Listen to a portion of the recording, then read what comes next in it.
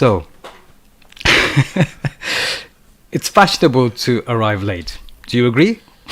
Maybe you don't agree.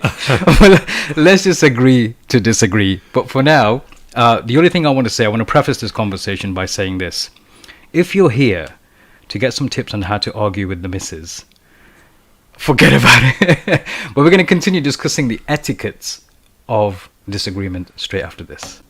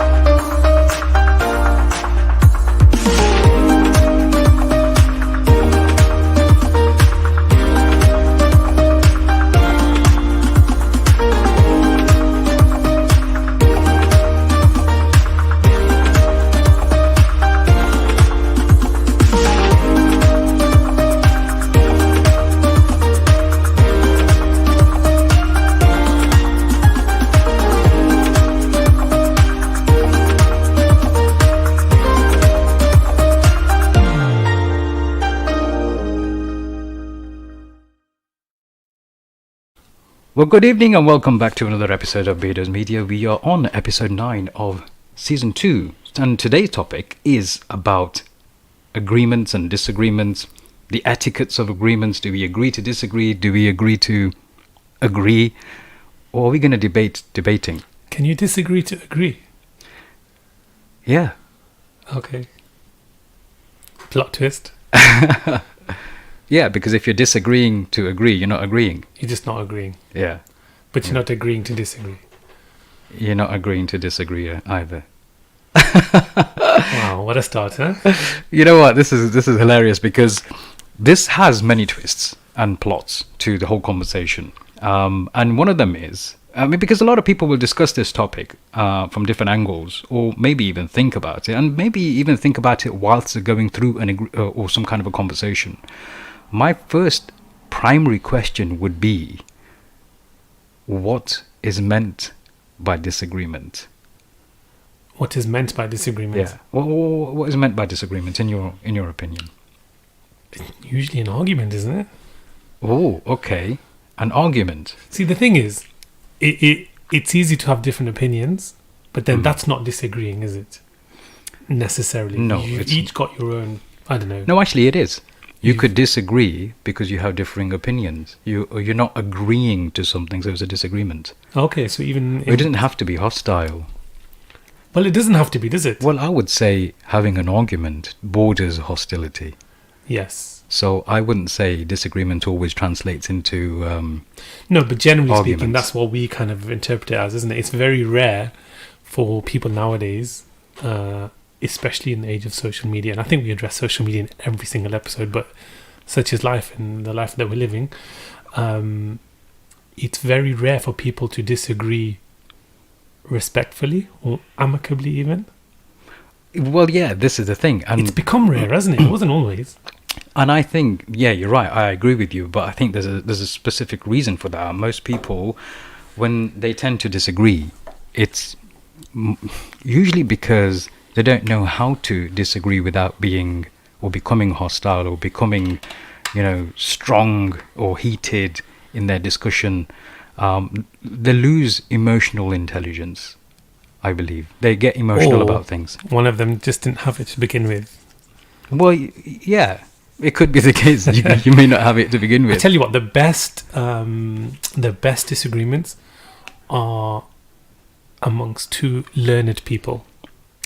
Yes, and we learn a lot from that. Very, very fascinating. And it's amazing how much adab, respect, and all the other stuff that you get to learn from just observing them in disagreement. Yeah. Imam Shafi'i once said that, I believe in his discussions and his debates or argumentation, he used to say, this is, by the way, for those of you who don't know who that is, a learned scholar, an Islamic scholar in jurisprudence. And he used to say, I believe I am correct with the chances of being wrong, and I believe my opponent is wrong with the chance of being correct. Well, of course, yeah, because if you believed it the other No, way no, no. around, Yes, it's not of course though, is it? Not everybody who disagrees with each other would think no. that. Yeah, a lot of people are a lot more narrower minded, and they wouldn't even allow the other person a chance. Then that's a waste of time. If you're if you've come into a discussion, a debate, a disagreement, an argument with no interest in what the other person has to say, the chances are they'll have very limited interest in what you're saying after a certain point, and it's futile. Yeah, I think there's a lot we need to consider here. First of all, we need to consider what is being disagreed upon.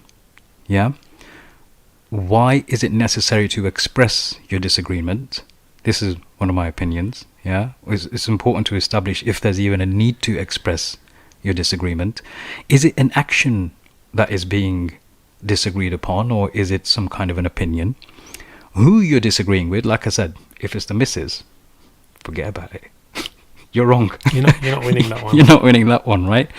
Where the disagreement is, yeah, if it's in a public setting, if it's private between different people, is it in person? Is it on social media? Where that disagreement's taking place, I think that's going to change the dynamics of how you disagree. How you actually disagree will be determined by all those factors, and then at the end, you've got to decide whether the disagreement is going to need a facilitator of some kind. Do you know what I mean? Okay. So if we start with the first one, what is actually being disagreed upon? Is it an opinion or is it an action? And therefore, is the need to express disagreement actually necessary? Yeah. Now, if it's, I'm just thinking out loud here. By the way, did you go live on that? This is what I was going to ask you. That's right. So go on, you carry on thinking out loud. Yeah, I'll be thinking out loud while Ali controls our Instagram feed. So if we discuss the first option, which is what is being disagreed upon, it's 2979. And if it's an opinion or if it's an action, sometimes you might think to yourself, some things aren't worth differing opinions or expressing our opinions about or expressing our disagreement about, or some things which we would feel that it's a necessity to express our disagreement. For example, there might be some political movement, it might be some action which is being taken with us in mind from a state level, in which case we might disagree with that, in which case I'd say it's imperative that we express disagreement. If it's a personal opinion, if it's a personal thing, then you've got to understand, or if it's an opinion itself, you have to look at the person who you're entering the disagreement with, if it's even worth entering a disagreement with that individual or not. How often do you think people go into disagreements? Consciously or unconsciously? Yeah, that as well. But also some people can't help themselves. They're very opinionated. Some people are very opinionated. Their opinions aren't even qualified. And therefore, that question which I ask is, is it even worth entering that disagreement, is valid, because if you're not qualified to discuss something, then how far do you go with expressing your disagreement in that field? If I'm not a scientist, why would I start having a disagreement or an argument with somebody who knows the science? 5G. Coronavirus. Yeah, it's a big thing. It's a hot topic. Yeah. Why would I even discuss that with somebody on a scientific level if I don't possess the knowledge of the science behind it? Yes. And if the science is being discussed, why would I even do that? Yeah, that's an interesting one. And to be fair, usually from the discussions that I've seen on things like 5G radiation and coronavirus, and whether it's a hoax, whether it's as big as they make it out to be, neither side is particularly at all qualified. Yeah, from the people who you've observed discussing it, predominantly I'm talking over 99%, right? Because let's be honest, actual scientists don't have time to sit on Facebook and convince the masses that way around. Yeah.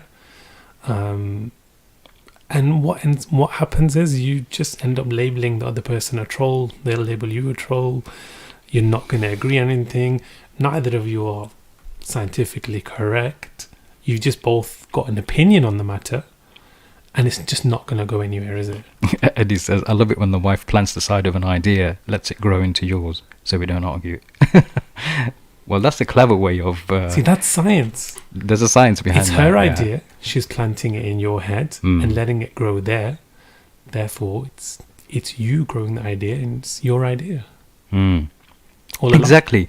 So, if we were to ask the question in terms of the etiquette of disagreement, how to actually disagree with somebody, yeah, this will vary between situations. Again, I would say that I would argue that, and you don't have to agree, that it would depend on whether it's done publicly or privately, and whether it's done with somebody in person or whether it's done on some kind of a social media platform, and what is actually being disagreed on. Yeah, there's so many facets to this conversation and so many variables. It's not easy to just give one blank answer, blanket statement, or blanket kind of solution in how to have the right etiquettes or the right kind of approach to arguments or discussions or disagreements of some kind. Yeah. So if we're talking about somebody, which is, let's just say this happens the most common, social media. We see a lot of disagreements taking place on social media. Yeah. Yes, we do.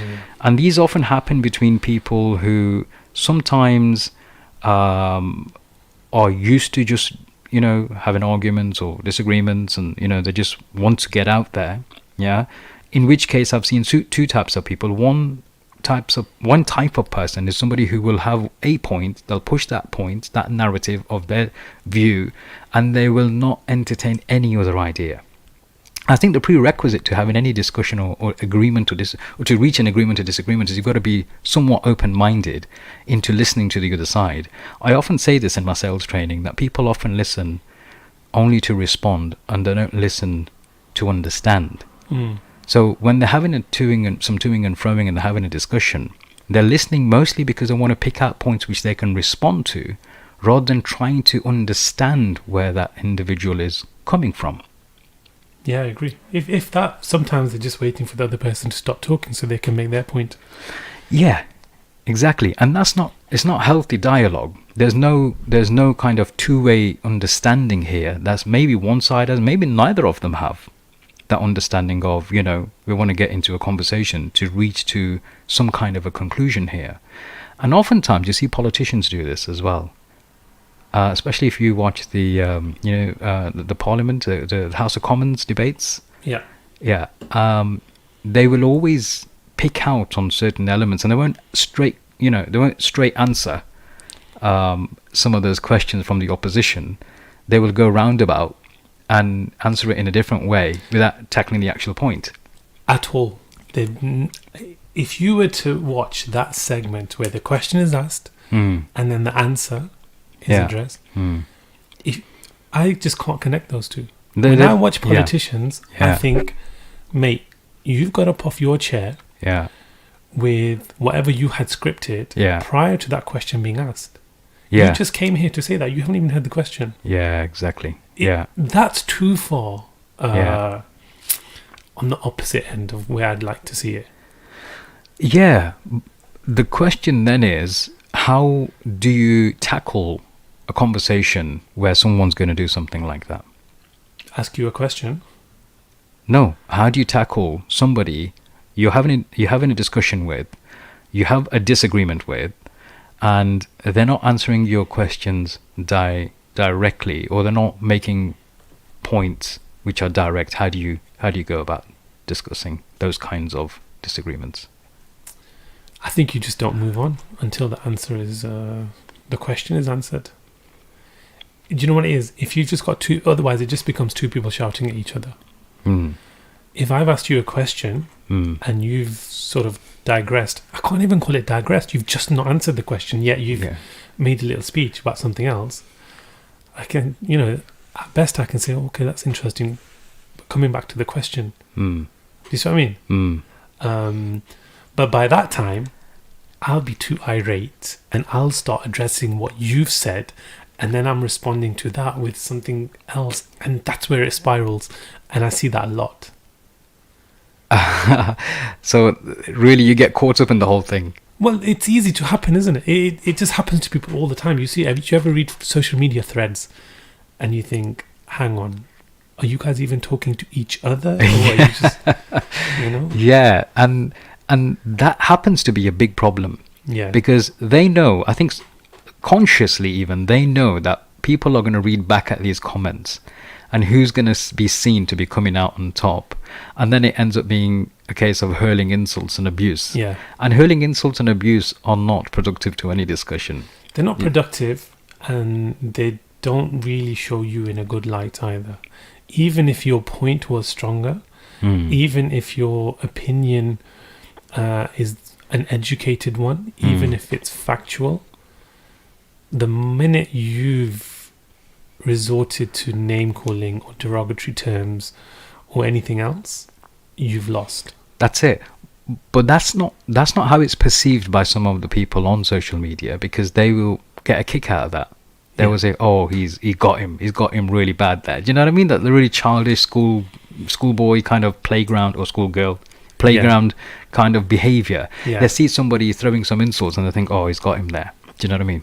See, I don't see it like that, but I suppose a lot of people do. I actually get quite cheesed off when I see people behaving like that. I even at my age, in the 40s, I still see people my age get quite excited and get like, like it evokes like a reaction in them when they see insults being hurled, like towards someone's mother or something like that, the proper juvenile stuff. Anyway, the point is, if insults are becoming a regular thing in people's discussions, in any kind of disagreements, then that's not actually a good basis for any argument. No. You don't get personal. We need to stick to the facts. So whenever we're having some kind of a disagreement, I think people need to be conscious of a few things. First of all, one of the things that I always try to kind of understand is, what is the premise of their argument?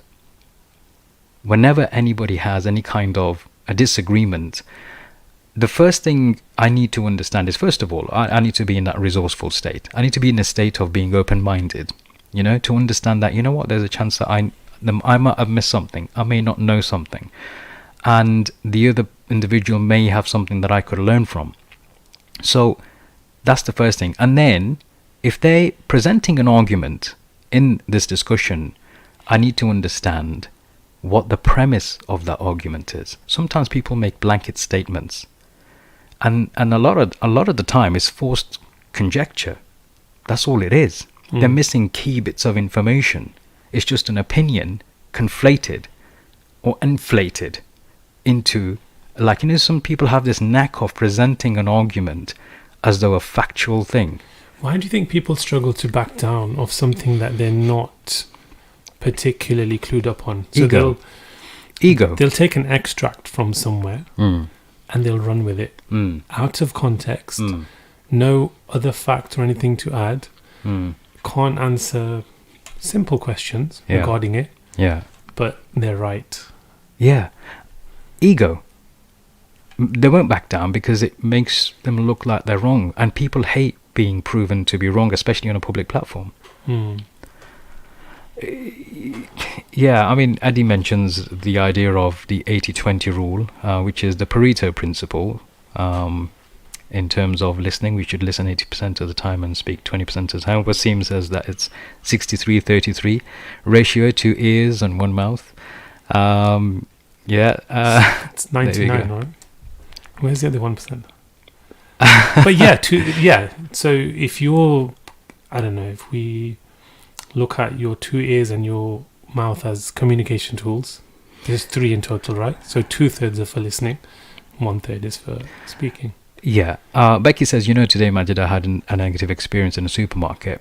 I had to mentally do time out because I really dislike rudeness and wanted to have a verbal outburst. Not worth it. And we need to understand when it's the right time to actually enter a dialogue or a conversation. Sometimes it's not worth it. Sometimes you do your own nutting by arguing or entertaining a discussion with somebody who you're never gonna win against. And what's that saying? Somebody once said that you never get into an argument with a foolish person, you'll never win. Yeah, don't Something like that. Don't reduce yourself down to their level, because they'll beat you with experience.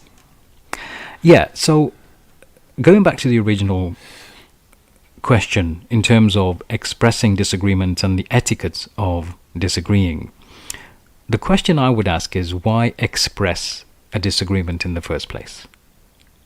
It's easily done, Maj. It's if we're talking social media and stuff, then I guess that's pretty much what the platform is created for, isn't it? Discussions, topics, conversations, and that's what it is. That's what it is. It's very difficult for the young, maybe not so much for us. Like, I find Talk for yourself. I'm still young. I find it gets easier as days go by to ignore ignorance. I used to see a status which would just be... You call them out more. Yeah.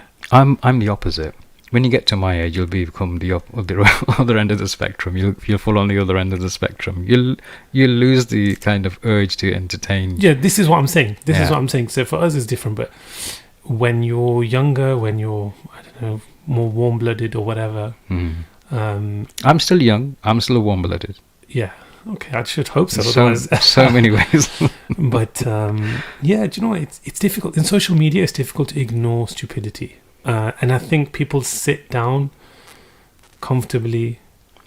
I don't know where you get the time to do that. I think you're one of those people who do start these kind of arguments. I used to. No, you still are. You're not controversial for nothing. You still are. Actually, this show should be about you, because you're very much in the arguments. Every time I see you, you're putting something controversial to evoke people's emotions or provoke people's feelings into having some kind of a discussion. I don't know if that's the intention. I don't know what your motive is. It does come across like that. I think the problem is this, and it's getting worse day by day, but I'm not going to be politically correct. The snowflakes, the coconuts, they're just outnumbering sensible people nowadays. What makes you think that? Because you see more comments of that. This is it. Do you know what it is? People like yourself, Maj, yeah, and I'm not complimenting him. I might be a little bit. You'll be clued up on something, right? Some and things, you'll maybe. have an opinion on something, and you'll see somebody say the Earth is flat. Okay. I don't see you sitting down with a cup of tea trying to convince that person that it's not. Yeah, true. But it's the sensible people just bow out. They're like, you know what? I'm gonna leave you to it. Yeah. Yeah. What does that leave, or who does that leave? Yeah. Do you know what I mean? And then this is where you get your Karens, and this is where you get your everything else, and it's popcorn material. And that's why you get your popcorn out. Yeah, you do actually get your popcorn out. But the thing is that our fault? Are we partly to blame for that? Shireen says, yeah, we need to fight a little more though. If it means something to you, you get vocal about it. Catch me outside style. Cash me outside style. Get it right. I actually agree with that, because one of the reason I asked the original question, why get into an argument in the first place, is because if it means anything to someone, then you will get into that discussion. Now, you may be on the opposite end of the argument to the masses even, or to the author of a comment or a post. But if it means anything, you will make a point. If it means anything, for example, let's just take some examples. If it's something related to personally attacking somebody, yeah, or if it's related to people demonizing a community unfairly, yeah, which is wrong, morally, ethically, you find it's wrong, then I will speak, yeah. If it's somebody who is relatively influential and they make a comment which causes some kind of suffering or some negative experience for another person who may feel that they're being bullied, I'll speak up. At times we need to speak up. At times we need to say something. At times we need to, stick up for the people who can't be present, sticking up for themselves. It could be politically motivated. It could be on the race card. It could be something to do with gender. It could be anything. That's when I would speak up. But anything else, people will always have some weird and bizarre opinions and thoughts. Even on these matters, though, the truth is, particularly on social media, because that's where it's all at nowadays, especially with lockdown and the rest of it, you're going to be outnumbered. You need to understand that. If you're going to comment on somebody's thread, the chances are that they associate with people, or their circle is of people of a similar opinion, even when it's not. So let's take that as an example. How do you have a discussion with somebody who has a bigger following, who may have a lot of people following them as well, of a similar opinion? How do you have a discussion with people like that in a way which gets them to be, at least, even if you don't make him like proactively, reactively, they may be kind of, hang on, this guy's got us. How do you do it? It's difficult. It's time consuming. If you're going to comment on somebody else's thread, you're going to get name called by other people. You just have to Actually, I have seen you do it. You may not remember. I have seen you do it quite naturally. It's something that I would do. And quite consciously, that's not a compliment to him. Right? Sounded like a compliment, isn't it? What is this with mutual appreciation going on between me and Ali today? One of the things that I feel is very important, and this could be in any arena, when you're in a discussion with a group of people or even an individual who is very stern in their ways, very adamant about their views, and very, rigid with their opinions, then I have a specific way of dealing with that kind of, especially if I know what they're advocating is not true and it's damaging at the same time.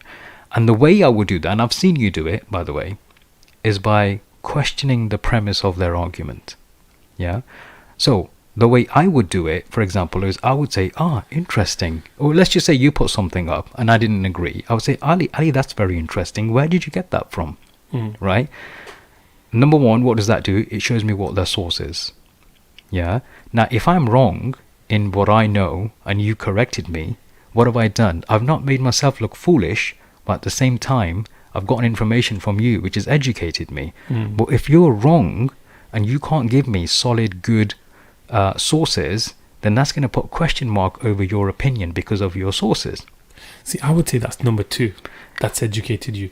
Number one, it's put a little bit of trust in that person for you. Yeah, of course. They're being listened to. Yeah, that's the interpersonal side. They're being taken side. seriously. Yeah. They're being respected. Yes. That's how you start. Yes. You don't come in with... Yeah. But let's just say they've given you some information as to where they got that information from, or why they're pushing a certain narrative. Yeah. And if they're not still biting on the fact that there could be an alternative narrative, how do you ask? My approach would be to ask them, okay, so the people who oppose you in your views, why is it so? Why do they oppose you? What's their stance on things, and why do they feel that your opinion is far-fetched? Now, what have I done there? There may not be somebody on the thread itself who have opposed explicitly, but because it's a hot topic usually, then by saying that, they understand, hang on, yes, there are people who have an alternative opinion and a different narrative on this. Why would they? And then they would have to explain what that is. And the secondary question to that is, and why do you feel that they are incorrect in that view? You're digging deeper by asking questions. Yeah. And this is about asking intelligent questions without coming across in a hostile manner. And if you've said something which I disagree with, I would ask you, first of all, what your source of your information is. Yeah. what the alternative narrative is and what the alternative position is, and 3, why do you feel the alternative position or the other side is a weaker side, is a weaker opinion, in your opinion. Yeah. See, there's a lot of explaining to do. That's very important, and I think people don't get that. People are so rush to just shoot the other person down. Most people would say, hang on, you're wrong because of this, because of that. Yeah. But they're not going to be there to listen to you. No way. You're not listening to them, they're not listening to you. Yeah. Nothing is achieved. If you imagine, I know it's social media, but imagine yourselves sat down, yeah, around a table, on a sofa, whatever, how you initiate a conversation. At least get the pleasantries in. At least hear what they've got to say. I mean, initially in that, whether it's a tweet or a post or whatever, they're not going to give their absolute opinion, their sources, their facts, their, everything that they've gathered. So if you're there to listen to someone and comment on someone's post, take the time to understand them. Exactly. Before you shoot them down. First seek to be understood, and then... First seek to understand, and then to be understood. Then to be understood. Yeah. Very important. First seek to There's understand. etiquettes to this, isn't it? It's like when you go into someone's house, you take your shoes off or whatever, yeah? It's out of respect, isn't it? You know what? You're absolutely right. But there's a difference between patience and being in a position where you're... patience and tolerance. There's 2 different things. People often conflate the 2. There's a difference between patience and tolerance. There's some things you can be patient with, right? But the very same thing may not be tolerable. And some things which may be tolerable and you can be patient with at the same time, but you might start losing your patience when you reach the end of the tether. And this is where people, in these kinds of arguments, people lose their patience. They jump for the gun and, they go straight for the jugular when they think that, I need to educate this person and I need to give them the real facts and, what the real situation is. Oftentimes, you'll find that in any kind of discussion like this, when people are given information, they're not going to swallow them easily. Yeah, of course. But if they're questioned on, or when you dig deeper on that particular subject matter, then they themselves dig a deeper hole. Do you see where I'm coming from? And if they've got any 2 brain cells between them, they'll knock them together and think, hang on, yeah, maybe we need to dig deeper here. Do you know what I mean? And if you're respectful about it, they will eventually, what I found is, if they're not worth having a discussion with, they will show that in that discussion. Very early on. If you just so much as quiz them or query them on their opinions and their facts, and they're not really cooperative, or they're not really answering, or you're getting LOLs, then you're wasting your time there. Yeah, exactly.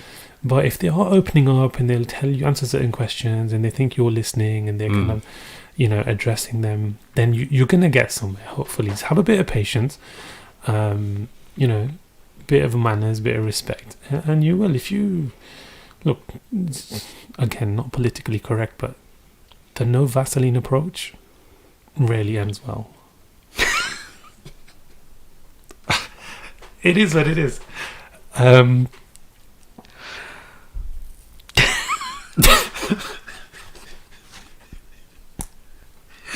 There's ways to do things, right? I can't believe you just said that. That is so rude. But it's true. That is so bad.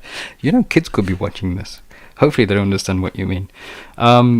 This one is PG related, guys. I'm sorry for telling you a little bit too late. We kind of bleeped that one out. But you're right. All in all, when you come...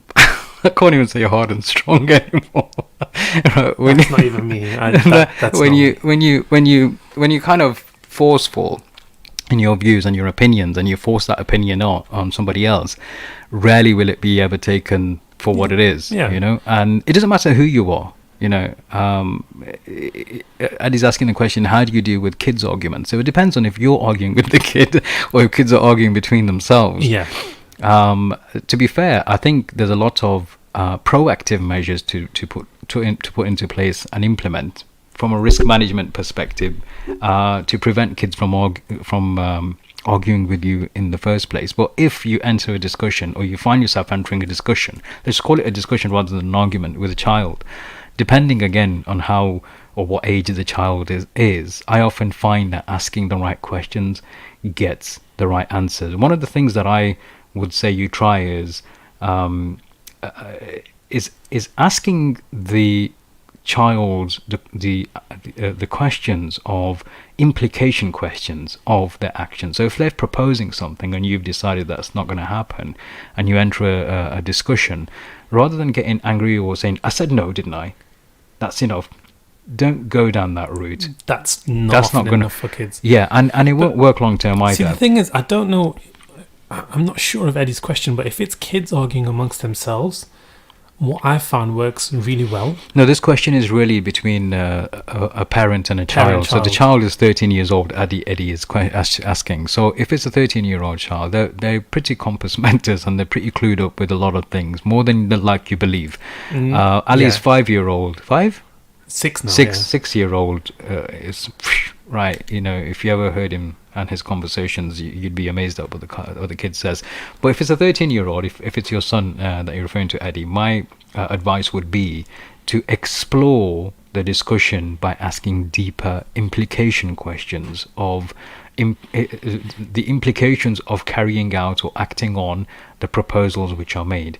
So usually that happens to be the case with kids. They propose something, you don't agree, and it's not good enough to just say, just because I said so, or because I said so. There was a time when that would work. No. Yeah, it's very important to actually say, all right, you want to do this then? Okay, come and sit down. Let's have a chat about it.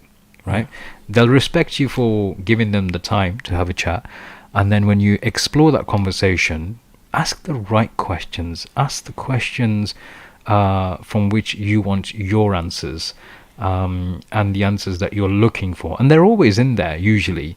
And if they're not, you know, just say, okay, great. And if you feel that it's convincing enough for you to go with the idea, then agree with it. There's nothing wrong with entertaining a discussion and then changing your mind after hearing their side and thinking, okay, it's worth going ahead with. If it's definitely not worth going ahead with, ask them the right question. Feed them a little bit of information and ask them the question. Ask them questions about the situation. Ask them the questions about possible problems related to that situation. Then don't just leave it with the problems. Then ask them about the implications relating to those problems. That's when you're really twisting it. Wow, you're really going in. Yeah. But one point that you made is, and I agree with that, is that every now and again, you have to let the child be right. They will. Inevitably, they will be. You know, especially a 13-year-old. Yes. They're not the 13-year-olds of the 90s or the 80s or whatever era you're from. Yeah. Or 60s in Eddie's case. These 13-year-olds are 16, 17-year-olds of our time. So if not more, you can have a conversation with them. Yeah. You can ask them a little bit more about what they understand, why they understand it, why that's the case. That will get you somewhere. Raheel says, as a society to function, you need open dialogue. Absolutely. And you know what?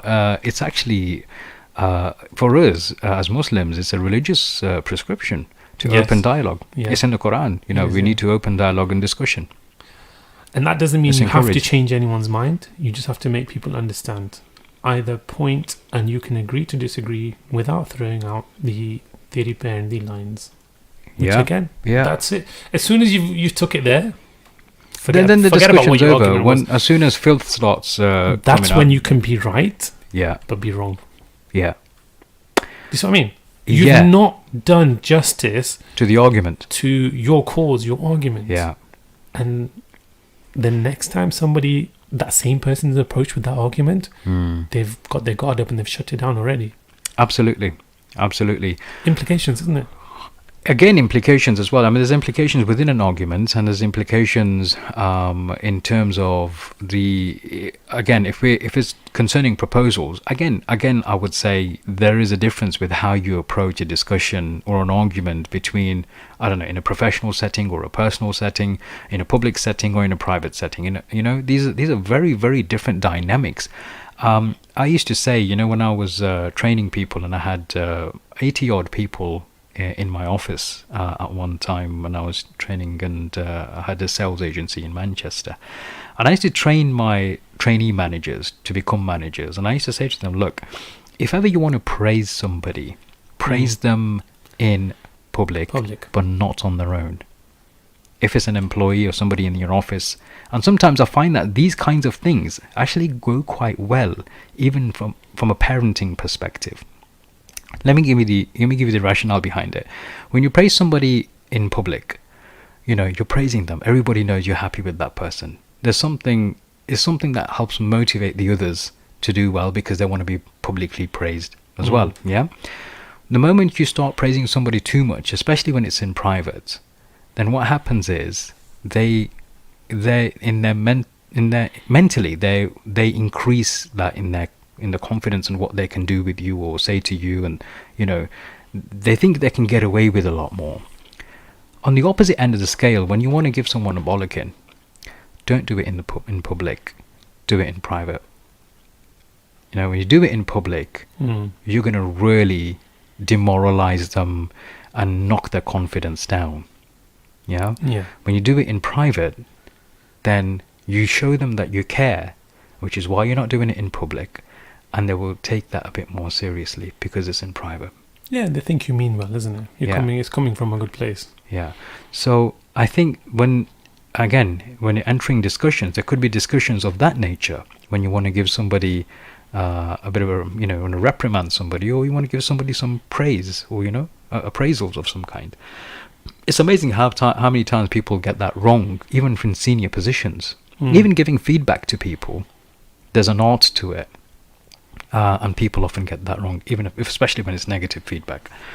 So coming back to the original conversation about the etiquettes of disagreeing, I think we can agree that the foundations have to be laid down in terms of having respect, first of all, in your discussions, having a respectful manner, a respectful style of communicating your information. My advice, again, going back to the discussion itself, again, whether it's on public platform, it doesn't matter, or whether it's even in private, whether it's personal or professional, in either situation, in any of those situations, asking the right question always works. Asking intelligent questions. Now, the reason for asking your question, and sometimes I've seen people, and you may recall what I'm referring to here, sometimes people put up questions on Facebook to try and get discussions going, but in such a really bizarre way. They'll make like an accusational post with a question mark at the end of it. And oftentimes I've responded to them by not giving an answer to the question, but asking the question, what made you ask the question? Should I know what that was referring to? Yeah. Okay. I'll tell you later. So the question was, what made you ask the question? Yeah. Sir. That's narrowed it down for you. Yeah. So sometimes it's not about answering someone's questions directly. When you're getting into a discussion and you feel that this is going to end up in a bit of a heated discussion or some kind of an argument, there's going to be some differences of opinion flying around in this discussion point. Sometimes it's better to ask a question from the question, and ask and prod to find out the premise of their question. Because if you don't know where that question's coming from, then you're just shooting in the dark. You just really don't know what you're supposed to be answering. Do you see the problem with not addressing such wild facts or statements and stuff? Do you see the issues with leaving people in their ignorance, leaving them to it, so to speak? Yeah, I mean, for that particular question which I'm referring to now, somebody asked a question, and it was one of those kinds of questions where, as you just mentioned, if you left people to it, you will get all sorts of kinds of answers, which I felt was going to be the case. I kind of preempted that. So before anybody put a comment in, I happened to be the first person to see that post, I put the question, what made you ask the question? And that way, anybody who's... Okay. Do you get it now? Yeah. So that way, anybody else who is about to answer the question would see, oh, actually, yeah, why did this person ask this question? I don't think that was answered, was it? I think it kind of was by themselves eventually, Okay. because nobody gave them a direct... Everybody started asking the same question. Why did you ask the question? And they ended up answering the question themselves. See, at the moment, we've only got 2 or 3 hot topics across the world, haven't we? People are more or less forgotten everything that they used to argue about. Yeah, You know, so many arguments have just been put on the back burner or laid to rest or just are irrelevant now, and you think, subhanAllah, like, were they ever relevant? You know, did it ever matter which football team is better or which colour is this? Well, I think football conversation will that? always continue. I still see football posts. I'll tell you what I don't mind is people stating preference. Yeah. I like the way this team plays. I like that player. I like how they don't do this. But when you try and make it factual, that this team is the best. Yeah. Do you see what I mean? Those. Well, this is another side of argumentation which surfaces every now and then when people make opinions sound very factual. Yeah. And that in itself, it's kind of narcissistic when people really state things on social media in such a factual way. And those people who are their followers, like true followers, they follow what they say rather than question what they say. Yeah. Will give them that air and blow them. You know what I mean? And they'll get even more. Sorry, what? Yeah, let's continue. Let's not explore or dissect what I just said there. Well, it wasn't as bad as not using Vaseline, but they would give them even more encouragement, and that in itself is a problem. And then when people discuss that, and I've seen this so many times, especially on social media, when somebody differs with their opinion and questions them and quizzes them on their opinion, they get blocked.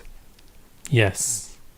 Yeah. I just want the people listening to know, if you go to the point of blocking someone without addressing their questions, if they're done in a respectable manner, just accept defeat. You know, just concede. Yeah. At that point, know that you are embracing ignorance, and you've done so consciously. You've decided to. You've chosen to. Yeah. I think, look, for the youngsters, they will struggle, but trust me, when you get to a certain age, it's actually quite refreshing to be corrected in a nice manner and to be educated. You know what? It's not the worst thing in the world.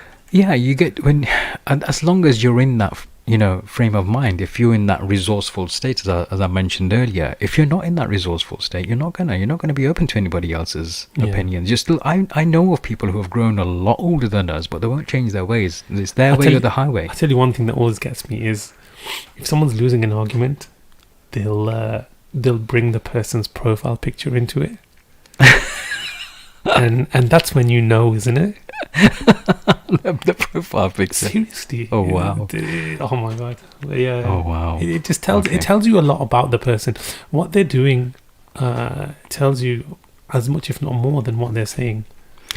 Absolutely. Look, if we were to take this right back, I would say there are certain things everybody needs to think about before entering any kind of discussion which they feel is going to turn into some kind of an argument. Okay, first of all, try and understand, what is the argument?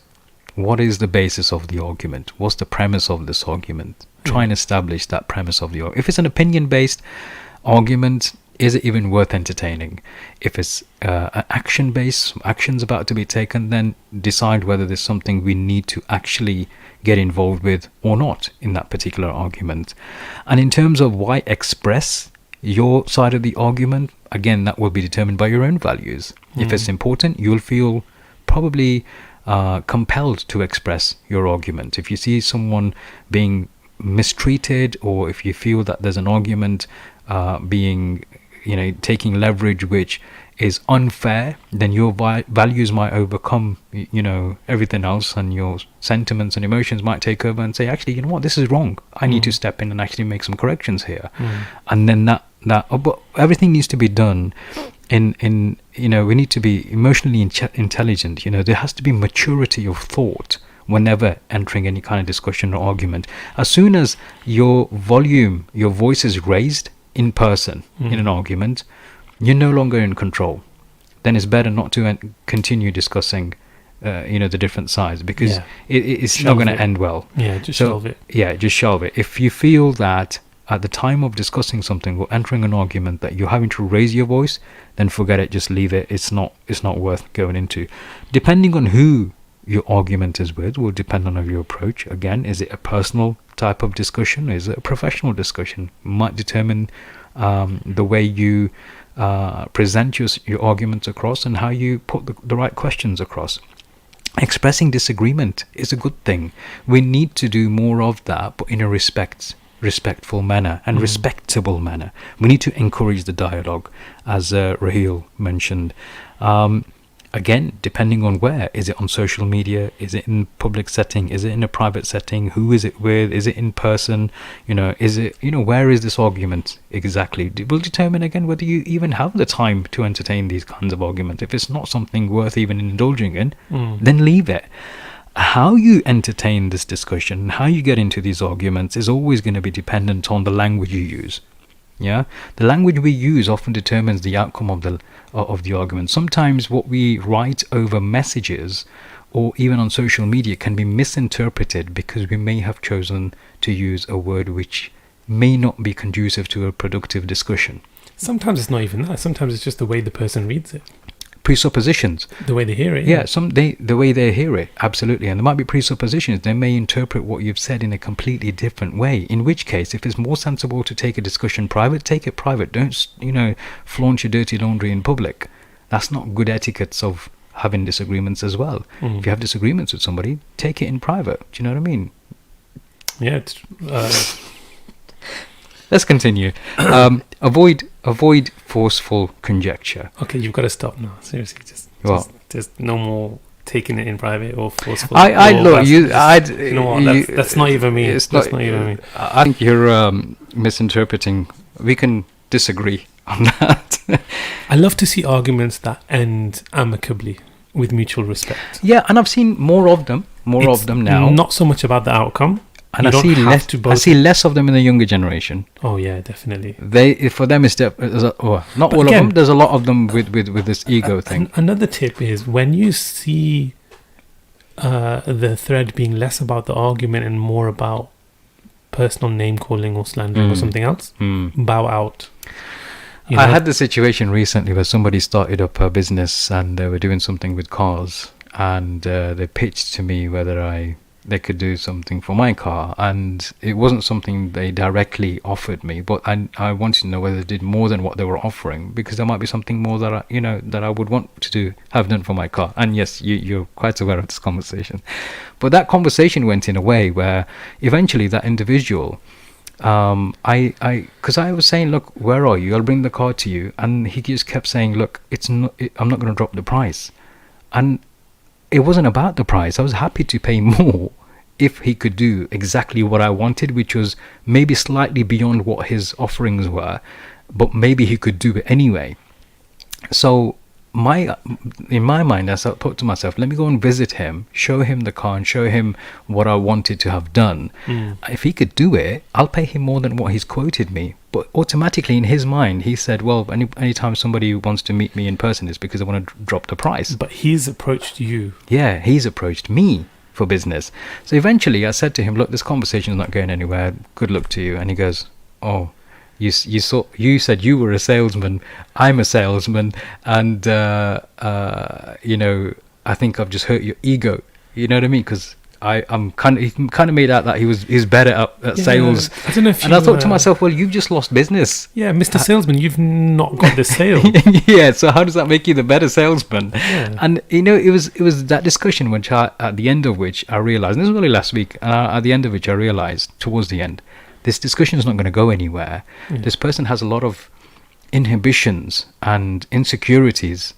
So I merely wanted to meet this person to show him something specific on my car to see whether he was going to be able to do something. And he went off on a tangent. So I said, you know what, let's call it a day. Don't worry about it. Good luck to you. It's very important knowing when to do that. Look, first of all, stop ignoring posts and stuff in arguments. If you overhear something, or if you're sort of invited to be something, don't. Silence is consent, right? In various ways and terms. So do engage. It's very important as a society, like Rahil said. Very, very important. Do it respectfully. Do it in a nice manner. When you see that it's not going that way, or it's not being reciprocated, it's okay to bow out. You don't have to keep coming back to make a point. The bottom line is, if who you're having a discussion or argument with is somebody who's worth it, and the discussion is worth it, the topic is worth it, then maybe you want to get somebody who can mediate. Yeah. That's the bottom line. If it's one of those kinds of discussions, don't just walk away if there's too much to lose on the table. If it's worth saving, let's just say talk about relationships, for example, you might want to get somebody to mediate. Zishan says, I was watching an interview from Pixar's former CEO who said Steve Jobs used to start an argument with certain executives to test whether they have the right passion for their work. I do that. Wow. I do that. I think it's very telling. And on that note, ladies and gentlemen, we have come to the end of our discussion already. Have we though? Because we haven't come to the end of the discussion. We've come to the end of the segment here, though. In the meantime, enjoy the rest of your evening. Hope you have good holidays, and see you. This is the end. See you at the next one. Hopefully. Hopefully, yes.